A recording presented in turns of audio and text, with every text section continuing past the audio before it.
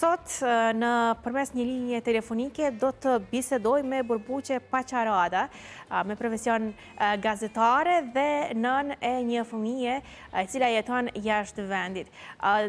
Është, domethënë, në Londër dhe do diskutojmë se si është rrisësh fëmijë pa mbështetje larg familjes temi, larg rrethit familjar që ne jemi mësuar në kulturën tonë këtu në Kosovë që gjithmonë të kemi dikë afër që na ndihmon. Është gjithmonë e mirëseardhur ndihma në momentin kur bëhesh nën. Burbuqe, përshëndetje. Përshëndetje Gjeneta, të uroj suksesin, vjen mirë që kësaj here do të flas me juve. Gjithashtu përshëndetje gjithë ndëgjuesve dhe shikuesve të TV Dugagjinit. Faleminderit shumë. Burbuqe, ti je nën e një djali dhe jeton jashtë vendit. Vajze, më fal. Dhe jeton jashtë vendit. Sa rrugtimi jot si nën, nëse marrë mend, si ka filluar, sa sfidues ka qenë duke qenë jashtë vendit dhe duke qenë larg rrethit familjar? Për të gjithë nënat që i rritin fëmijët jashtë vendit pa familje, pa mbështetje, është sfiduese në mënyrë emocionale, praktike dhe sociale. Mungesa e familjes zakonisht pa prindër, ose pa motra, ose pa dikën që janë më të afërt, çdo barë të bjen ty mbi supet e tua. Nëse s'ka dikush që në momente kur ke nevojë ndoshta pak fëmijët me t'i largu për një orë ose dy, me u kujdes nëse ti ke punë tuat të shtëpisë apo të punës apo çka do qoftë, është shumë stresuese. Po gjithashtu mungon ajo që ke nevojë për kohën tënde. Ndoshta me pas një orë ose dy vetëm për veten me flajt, me pushu, ose me planifiku me një shoqe me pi një kafe edhe me i qitë gjitha gajlet me një vend. Mungon gjithashtu Gjeneta dhe vetmia, se tani kemi telefonat digjital, domethënë mund të flasim përmes kamerës me familjar, po gjithmonë të mungon dikush që është afër teje, ta ndëgjon gajlen ndoshta në një mënyrë krejt tjetër, t'jep këshilla apo t'jep ke bisedë të ngrohtë. Ekziston për mua personalisht, pasi që nuk i kam pasur prindrit këtu, kam pas motrën, mirëpo secila me largësia në vend, ne jetojmë në Londër edhe kemi largësi të banimit njëra me tjetrën. Gjithherë çdo punë është dashur të planifikohet me një kujdes shumë të madh, po gjithashtu me stres emocional. Të mungon ajo koha ku ndoshta në Kosovë është e mira që e ke nanën, shkon 5 minuta ja lën dhe e din që e ke në duar të sigurta çfarë do pune që e merr është shumë më e lehtë me përballu sesa kur ti ja çon dados apo ja çon e çon për institucione në kopsht apo në shkollë. Gjithmonë është ai vrapimi për kohën që me shku me marrë dhe me qenë dikun rreth afër nëse ka nevojë për ty. Po, Burbuqe, po e përmend vazhdimisht, është shumë sfiduese, gjithmonë një organizim shumë i madh, qoftë nëse për dalë në market, qoftë për të blerë diçka shumë të nevojshme, gjithmonë nevoja për të kujdesur dikush për fëmijën tënd, qoftë për dalë, për pirë një kafe me shoqet, por edhe një gjë tjetër kur rrit fëmijë është edhe rikthimi në punë, në karrierë. Si ke arritur, sa e vështirë ka qenë të balancosh punën me rritjen e fëmijëve? Si nan e merr titullin ja del krejt, se duhesh me bo. Është një plan në kokë të secilës nan që bëhet nan, ja dal m'duhet bëhet kjo.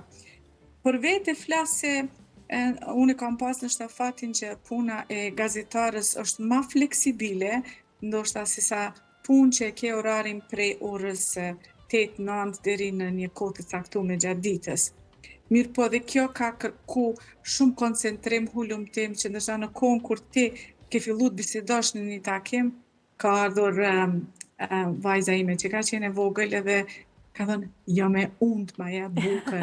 Tash unë si me nalë, ndoshta takimet me mendu se a je vogël, qysh m'ja dhon bukën, edhe nëse ti ja rregullan, gjithsesi ja dalim ne si nana se jemi të forta, gjithmonë ja dalim. Ke punuar Janë kryesisht nga sfiduese. shtëpia gjatë periudhës kur ka qenë vajza e vogël? Po, për fat unë kam qenë në kohën prej, domethënë para se me fillu pandemia, për disa vite në Britaninë kemi pas shumë të mire 2-3 vjeta e komunikimi përmes online, kështu që shumicën e takimeve veç se është dashur t'i bëjmë përmes online. Kështu që gjithmonë e kam pas vajzën Aurorën për rreth meje, edhe ajo mendimi se çka don tash do të ndërhyj, humbet konceptimi i krejt asaj pune që jam duke e bë. Burbuqe, paskim diçka të përbashkët, emrin e vajzës. Edhe vajza ime ka emrin Aurora, kështu që paskim diçka të përbashkët. Po, tregome edhe diçka më intereson shumë të di edhe në aspektin e kopshteve në Londër, për shembull të ka rënë që të dërgosh fëmijën në kopsht, sa janë bashkëpunues, sa është e vështirë pra ta sigurosh një vend në një kopsht. Si funksionon realisht në Londër kjo çështje? Nëse je në punë, me të vërtetë është shumë e vështirë deri në moshën 3 vjeçare, ku fëmijën ta marrin gjithë orarin e plot. Kur them gjithë orarin e plot është prej orës 8 deri në ora 3. Kjo ka qenë, unë them, kam qenë me fat se puna ime më ka leju atë fleksibilitet. Mirë po flasim gjeneta prej moshës 3 vjet. Deri në moshën 3 vjeçare, unë për fat që e kam edhe burrin i cili ka qenë shumë mbështetës gjatë gjithë kësaj kohe, po gjithashtu edhe shoqëria. Kur ke shoqe afër, motra, kanë qenë për mu personalisht afër, mirë po ti gjithmonë nuk e mujt me përcaktu ose mi bo takimet e përditshme, pasi që ndoshta financiarisht ka kushtuar shumë ma shumë, po dhe si një nanë kur je ndoshta e vetme në një vend, e ki atë frikën ose dëshirën që ta kale këtë kohë me fëmijën, sa është i vogël, derisa bëhet pak më e pamvarur prej me hec, me hangër vet, me ditë me kërku ajo folja, është edhe ndjesia e nanës që e shtyn deri në 3 vjet. Po sa i përket kopshteve me të vërtet janë shumë të shtrenjta, por gjithashtu ato që të takojnë, që janë si thonë, shteti që të ndihmon në ato procedura, është prej moshës 3 vjet e gjys e tutje. Burbuqe, për diskutuar me përmëmsin, na nevojitën më shumë se një orë, ndoshta as nuk i themi gjysmën e gjërave nëse bisedojmë si dy nëna, por do doja shkurtimisht edhe një pyetje të fundit për të përmbyllur këtë bisedë, me qenë se jemi drejt për drejt dhe minutat i kemi të kufizuar. Ke menduar ndonjëherë nëse do të rrisje fëmijën tënd në Kosovë, çfarë do të ishte ndryshe? E kam mendu shumë herë, pasi që unë bëj shumë vizitat shpeshta në Kosovë. Nuk e kam mungesën e madhe si shumë të tjerë, se ende kam familja atje dhe ajo dashuria për Kosovën është e papërshkruar me fjalë. Në Kosovë, e di që ndoshta në moshën më të vogël, do ta kisha pas për krahjen e ngrohtësinë familjare. Po flas familjes të gjerë. Jo pse unë këtu nuk e kam gjetur ngrohtësinë përmes familjes që e kam, po gjithashtu dhe shoqënisë e cila më kanë dhënë dashurinë dhe kujdesin. Por nuk e di. Nuk e di, ajo vetëm ka qenë një mendim edhe dëshirë. E ka hershme Tani më ke shti me mendu mirë se nëse e kisha pasur dhe një fëmija i sharë në Kosovë, me rritë. Them se a ke marrë dorën ti rrisësh edhe atje. Burbuqe, faleminderit shumë për kohën tënde, që ndave edhe një histori shumë të bukur nga vetja që është amësia.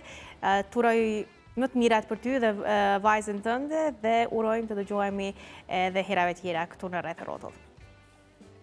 Patjetër, faleminderit shumë Gjeneta edhe miru pafshim. Faleminderit të ty, ndërkohë ne kemi mbritur në fund të emisionit Rreth e Rrotull për ditën e sotme. Unë ju le takim prap nesër në të njëjtën kohë e ju uroj një ditë të mbarë.